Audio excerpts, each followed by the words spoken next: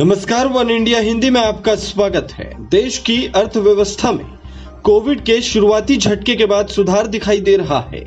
Lockdown के असर से वित्त वर्ष 2020-21 की पहली तिमाही में तगड़े झटके के बाद दूसरी तिमाही ने उबरने के संकेत दिए हैं। दूसरी तिमाही में जीडीपी में गिरावट -7.5% रही, जबकि पहली तिमाही में जीडीपी में -23.9% की गिरावट रही थी।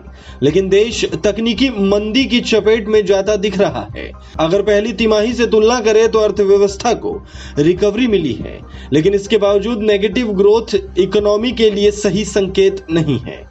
लगातार 2 तिमाही में नेगेटिव ग्रोथ को तकनीकी तौर पर मंदी माना जाता है। कहने का मतलब यह है कि सरकार ने आधिकारिक तौर पर मंदी को स्वीकार कर लिया है। आपको बता दें, वित्त वर्ष 2020-21 की सितंबर तिमाही में भारतीय इकोनॉमी अनलॉक के चरण से गुजर रही थी। मतलब यह कि सख्त लॉकडाउन के बाद इकोनॉमी को धीरे धीरे खोला जा रहा था। अर्थव्यवस्था में मान्य परिभाषा के मुताबिक अगर किसी देश की जीडीपी लगातार 2 तिमाही नेगेटिव में रहती है, यानी ग्रोथ की बजाय उसमें गिरावट आती है, तो इसे मंदी की हालत मान लिया जाता है।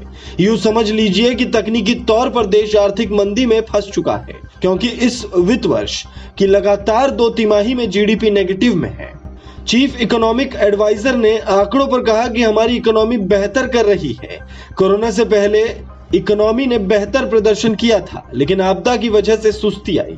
यही वजह है कि पहली तिमाही में जीडीपी ग्रोथ नेगेटिव में करीब 24% पर चला गया था। पहली तिमाही के मुकाबले अच्छी रिकवरी है। उन्होंने कहा कि मैन्युफैक्चरिंग सेक्टर में 0.6% और कृषि क्षेत्र में 3.4% की वृद्धि आई है।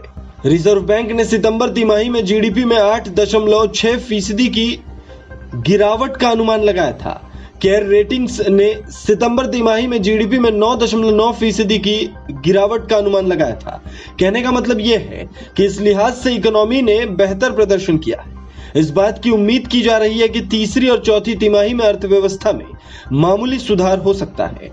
आपको बता दें कि वित्त वर्ष 2019-20 की सितंबर तिमाही में जीडीपी में 4.4% की वृद्धि हुई थी।